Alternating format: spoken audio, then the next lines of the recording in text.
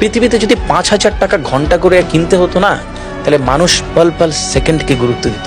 হিন্দিতে একটা কথা আছে, বিতে হুয়ে পল কবি ওয়াপস নেই আতে, চলে যাওয়ার সময় ফেরে না।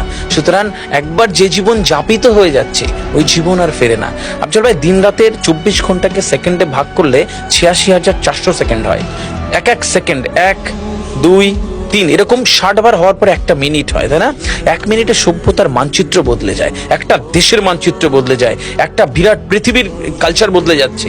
আর আমি আর আপনি আর কেউ চা খাচ্ছি 1 ঘন্টা 2 ঘন্টা, তাস খেলছি, ওই শপিং মলে গিয়ে আড্ডা মারছি, ওই কোনো বারে গিয়ে হ্যাঁ মানে সময় কাটিয়ে দিচ্ছি এবং বলছি সময় নেই, সময় নেই।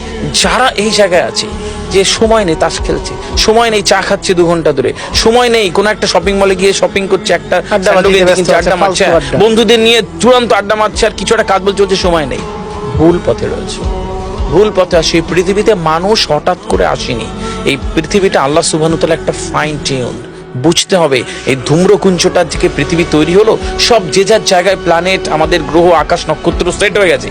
যদি সূর্যটা কোনোভাবে একটুখানি নেমে আসতো, মানব জাতি কয়েক সেকেন্ডের মধ্যে ধ্বংস হয়ে যেত। রক্তনালী যদি একটুখানি ব্যাসার্ধটা একটুখানি ছোট করে দেওয়া হতো, তাহলে মানব জাতি কয়েক সেকেন্ডে শেষ হয়ে যেত। এই ফাইন টিউনকে বুঝতে হবে।